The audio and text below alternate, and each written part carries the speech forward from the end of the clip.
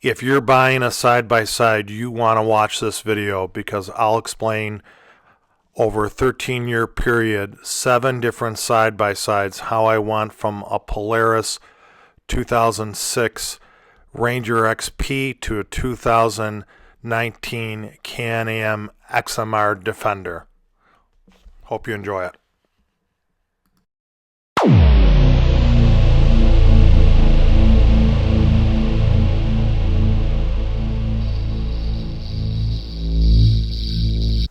Frankly, I never grew up.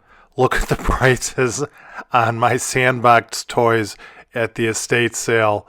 These are my actual toys that I played in the sandbox with as a child, and I used them for hours and hours and hours for years upon end.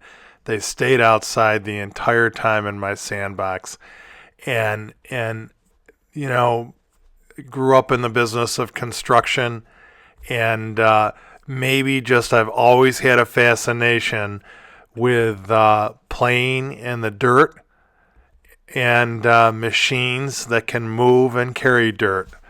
So maybe that's where my story begins, in a sandbox, my sandbox as a child, playing with dump trucks, bulldozers, and loaders. When I was 12 years old, Engineer Dave's mother looked at a project I had done, and she looked at me and she said, "You're an industrious young man. You are a builder's son." Well, that sums up my life. Even though I worked in the field manually during my teens, very young I started, actually 12 years old. When I graduated from college, I really don't do work in the field anymore for our company. I'm in the office managing it, budgeting and negotiating projects, and working as a consultant for our customers. My heart still lies in, I like to use my hands, even though I'm not as good as I was when I was younger. When I come home, I'm the happiest when I'm building something on a machine in my backyard, whether it's a tractor or side-by-side with a trailer. I enjoy to work my piece of property. That's one of the reasons why we purchased it. And even a performance side-by-side, I like to hook a trailer to it and make it do some yard work. And that's when I'm happiest at home. What is known as the October storm of 2006 was a severe ice storm that crippled Buffalo. Some people, neighborhoods didn't have power for almost 2 weeks. Quite devastating. I lost all my trees in the front yard, about 10 at the time. I lost a 2-foot oak tree by my bedroom window that split in half, 2 foot in diameter. And my woods looked like a giant picked up a bunch of trees like matchsticks and dropped them in my woods. You couldn't walk into my woods without climbing over trees. So I needed a vehicle that I could transport the cut up trees or timber from my woods through the swampy water and across the creek to the street for the town to pick up. And the vehicle that I came to was that I could both work around my house and use for hunting. I wasn't off-road riding at the time. Was the 2006 Polaris Ranger, which at that time I truly believe is the benchmark for a utility vehicle that can work and play. I could talk about this Ranger forever. I had to customize it. Again, I'm a builder, but I was also a mechanic. I used to work in my teenage years on our equipment. So I built the stake body to extend the cargo capacity of the dump bed, put bumpers on it, put work lights on it, changed the tires on it. I painted the metal rims John Deere yellow and put some ITP Mudlight tires on it. Might have been 25-inch tires at that time. Favorite accessory was my chainsaw scabbard, which I love. I'm trying to find one for the side-by-side I have now. And I spent 6 solid months working in the dark on the weekends during the day using this machine, the only machine. A backhoe couldn't have done it. A tractor couldn't have done it.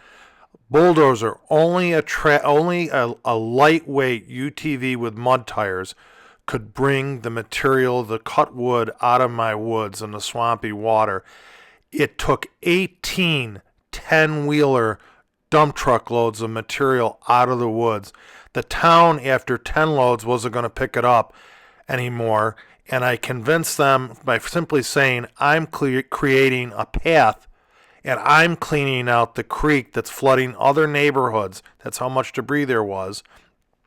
I'll clean it out. I need you to take it away. And they realized I was right, and they did. How much did I like this basic UTV? I had this UTV for over 6 years, almost 7 years. And the only combustion engine vehicle I've had longer than that was my John Deere 3320 tractor. The downfall, in my opinion, of this machine was it didn't have power steering. Probably the most aggravating was moving it around the garage without power steering. But it was tremendous machine. Hats off Polaris. At that time, this was the benchmark for utility side by side, and it was well deserving, and they did a great job. If you look some of the stills of the machine, you'll notice there's almost no underseat storage. The lights were minimal. I had to add those, but I love the machine so much that I updated it in 2012.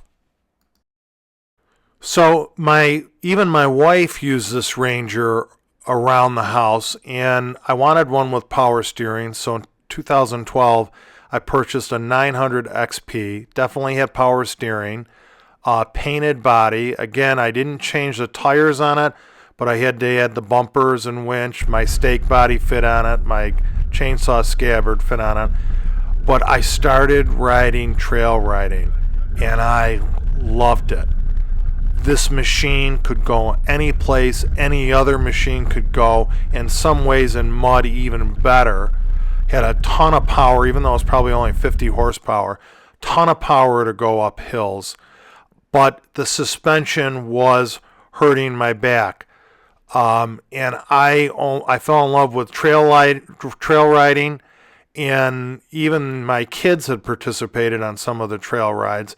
But I decided I wanted to get a dedicated sport off-road side-by-side sport machine. So I believe the Can-Am Maverick X was the first 100 horsepower side-by-side sport machine. And Chad at Pioneer Motorsports had suggested I look at it. I drove it. What a ride on this machine. I put bumpers on it. Doors, the nets drove me crazy. Did not put a harness on, but I had a spare tire rack in the back with a jack, which was a mistake because the machine drifted great through turns till I weighted the rear end down with that tire and jack, and it wasn't needed. One time I drove around for a month with a flat tire on the machine, and it just sagged a little bit with the beadlock rims. You didn't even know it. The downfall of this machine, one was lack of power steering, which wasn't so bad. It was a heck of a workout to trail ride it. But the worst was mud. No matter what I did to this machine, half windshield, little fenderettes, a cargo liner to help with the mud, you got covered with mud in this machine. And you guys know from my early videos, I hate mud. Even though I ride in the mud, I hate it. And it was just all over you when you rode this machine. So I had it for a year and a half and then moved on to the first 100 horsepower Razor XP. And I believe this was a 2014. Now, in 2005, when I started my first Ranger, I had no idea if YouTube was around. Believe it or not, in 2014, when I got my first Razor XP, I didn't even know then about YouTube. I just had a Hero 3 GoPro that I started filming my videos. I thought it'd be neat to watch, and then my kids maybe would be interested in watching them. Until I started digging around for pictures to make this video, I couldn't believe how nice looking my first Razor XP was. That black with a little bit of orange on it was very nice. I always regretted I didn't do a different color bumper on this machine. It might be silly that someone my age and someone who does this as a hobby cares what color the bumper is, but I enjoy riding the machine, and I put a lot of accessories on this, like the side mirrors on it, and the center mirror. A lot of the mirrors I still have today, and I've moved them from machine to machine. I really enjoyed this machine. It was a good performer, and I was very pleased with it. They came out, but I had it for 2 years. It was starting to show signs of where the prop shaft, the bearing prop shaft that goes from the rear transmission to the front was worn. I had bought a replacement part for it. I had to do that. One accessory is the cargo box from RioFab that I purchased for it is expensive, but it was excellent. You can see here some pictures of my daughter where we're getting muddy. All around good performing machine. In those years, I have to say, owning a Can-Am and owning a Polaris, I thought that Polaris was more in tune with what the market wanted. Polaris accessories seemed to be less expensive and a little better thought out on the mounting of them. I bolt mounted everything. I didn't use the speed fasteners. It was a good machine. Another side note is a friend of mine, Rob, bought the identical Polaris XP1000, and his tumbled and was totaled 3 weeks after he bought it. And he really is a racer. And he built, this picture is a picture of his race machine that he built and won his class. I think it's the CNCC races. He built it and won his class in that race series. And I was impressed with his mechanical ability, and he's a heck of a driver. So at this time, I didn't ride during the winter, and I was in love with the hobby. And during the winter months, you just go crazy. Couldn't wait to ride in the spring. And I decided I wanted to get a turbo Razor. And I think this is a 2016 turbo Razor. I think it had about 145 horsepower. And this engine was great. I custom painted silver bumpers to put on it. Again, added a winch. This is probably the 5th winch I've installed. I took the Racer Tech rock sliders and put them on the machine. I took my Polaris custom mirror that I had made with the yellow or the orange accent behind the Polaris cutout and installed it. The roof was reused. That roof and mirror were on 3 side-by-sides, but I put the roof on it. And this machine I had for another short period of time because there was a recall from Polaris, and I couldn't use it for 6 weeks. And then my son was using my truck. My truck was T-boned, and I didn't do a lot of riding with the machine, and I didn't get a lot of it on video. Again, I'm no comprehension of having a YouTube channel. Video I do have is of the Snurker run in the Adirondacks, which is really riding snowmobile trails.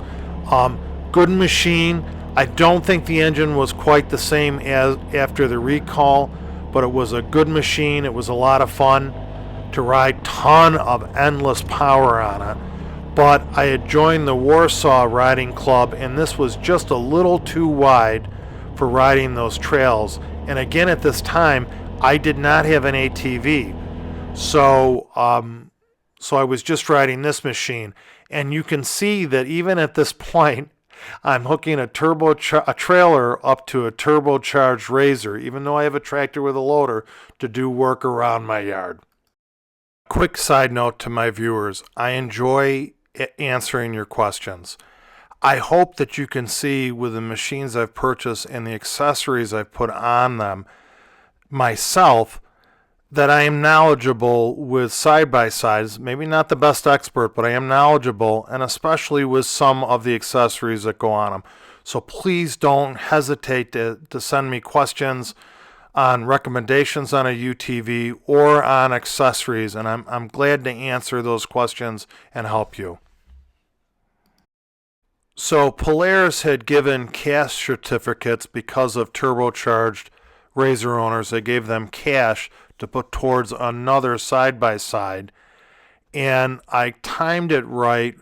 I wanted to downsize the size of the machine anyways to fit the tighter trails, and I wanted my family to ride with me, and I didn't think a turbocharged engine was appropriate, especially for my daughter, the Speed Demon. So I used the Polaris cash and traded my machine and got a Razor S1000 and went to work modifying that machine. Again, doors, winch, bumpers, harnesses, reusing the roof, reusing the harness, ordered a IFAB cargo box. And this machine, in my mind, if for Northeast trail riding or East Coast trail riding or trail riding east of the Mississippi, is the best trail machine you can purchase.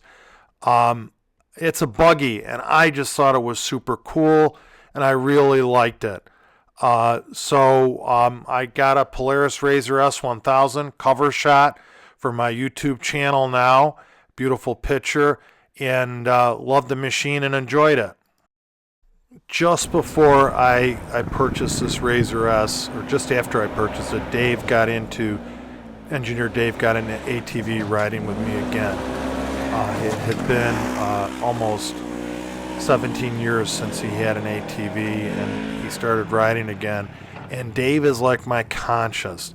He was working me that I wasn't riding the side-by-side enough and that I should get rid of it. And I didn't want to get rid of it. It was a nice machine, but I did start to look at a utility machine again, because the use, my passion is ATVs. I really enjoy ATVs, but I thought, you know what? I'll ride the machine a little bit on the trail and use it a lot around my house and maintaining my property. And we started looking at utility ATVs a year and a half ago. World of side-by-sides have changed since 2005. Let's put John Deere side-by-sides aside and a Kubota side-by-side. Both, I consider those, even to this day, really work side-by-side. But in 2005, the Ranger XP was it for a four-wheel utility vehicle. Now, going forward 14 years, there are just so many different utility side-by-sides, and we own a Kawasaki Mule. It's about 25 years old, just mentioned that. There are so many different side-by-sides to choose from, even in the utility class, that it's just amazing how side-by-sides have taken over the industry from ATVs. And they're very nice, all of them. I'm not a big fan of Seaforce, but if you have one, that's fine. I lean more towards Polaris and Can-Am, maybe Kawasaki, even Yamaha. But you know, my two brands are Polaris and Can-Am. And my dealer has a great showroom to see these machines, and there's so many of them. But in the end, it came down to the Polaris Ranger and the Can-Am Defender. The Polaris Ranger was the benchmark, but several years ago, Can-Am came out with a Defender and blew them away, I think, is setting the benchmark for a utility dump body ATV. And Polaris had to react with the Ranger 1000, which is an excellent machine, bar none. Great machine. I love Rangers to this day since my first one. And here's some video of Dave and I test driving the Defender and the Ranger almost a year and a half ago. It was a casual search for a UTV. So Polaris at the time had their Polaris Ranger 900. They did not have their 1000. And Can-Am wanted to, I think, introduce a new utility vehicle every 6 months. And I think they started out with the Can-Am Defender in an 800cc and 1000. And they knocked it out of the park. I think it's probably one of the best engineered initial vehicles in any market, including automobiles. I hate to sound as silly as that, but it was very innovative at the time when they released it. I know because I owned 2 Rangers previously. It was almost truck-like, their redesign of it. Polaris fought back, as you know they would, competitive company, and came out with a Polaris 1000. Awesome machine. Awesome. You're splitting hairs when you look at these 2 machines. I actually kind of like the Polaris front end a little better. It looks more like a pickup truck front end. But 2 excellent machines, and the competition's on. I'm a Polaris guy, right? And engineer Dave, I've converted him into a Polaris guy. We both appreciate the same design characteristic of a Polaris. They're American looking, Western American looking. We like that. They have an awesome ride. They're very stable, powerful engines. That's what we like. American made too. Let's be honest, it's American made. So every time I would look at a Can-Am Defender, I would go back and spend more time looking at the Polaris Ranger and comparing it. And because that's where my heart is, and it's a great machine. It really came down to the cab and the smart lock system. I'm a big guy. I'm not small, 6'2.5". Let's say I'm offensive tackle weight, although I'm not in shape. The Can-Am was easier for me to get in and out of the machine, and the cab was just a little more refined, roomier than the Polaris Rangers, and a little more refined. So I'm not going to talk during this clip. I'll let you just listen. But look at the seats on this machine and listen to the engine.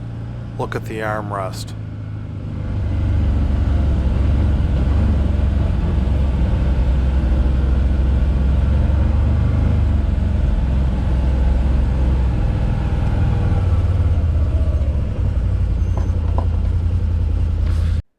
How could I not walk over to this machine and say, this is what I'm looking for? Talk about a utility vehicle that side by side that looks like a Tonka truck that you used to play with in your sandbox. Engineer Dave came over to me and said you wanted a dump truck that looked like to work in your yard, and you can't beat this thing. It looks like a big Tonka truck, and it's almost as big as a full-size dump truck to run around your yard. This is the machine. Most people add items to their machine after they buy it, and it's factory engineered into this machine, like arched A-arms for greater ground clearance, stiffer suspension, heavy-duty clutch and belt for off-road use in the mud, larger 30-inch tires that are set up for the mud. Talk about tractor, my tractor viewers. Look at the tires on this machine. They look like tractor tires, for God's sakes. Beautiful interior, bolstered seats, cloth seats, power steering. I've put so many winches on UTVs, I think 6 if you've been counting, not to mention ATVs. This one came with a 4,500-pound winch already installed on a front bumper I don't have to install, a snorkel kit. The list goes on and on.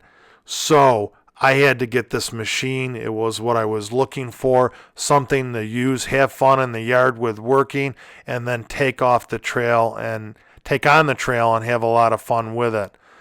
So I'm asking you to please consider joining me in my adventure. Please, if you like my videos, subscribe to my channel. A thumbs up would be nice if you like it. If you ride off sports, please wear a helmet for your safety. I hope to see you on the trail, but I hope to see you in front of your computer watching me if I could on the videos as I go through and build this XMR my way, including 32-inch tires for it. So even tractor people, man, I want to get you interested in riding a side-by-side or ATV off-road. So please join me in my XMR build, my adventure in building this machine, and on my off-road adventures. I hope you'll be interested in it. You'll probably learn something, as I will, and thank you for watching, and God bless. Oh man, this is the hills. Let's see if I can do this without the diff lock. This is the hill, boy.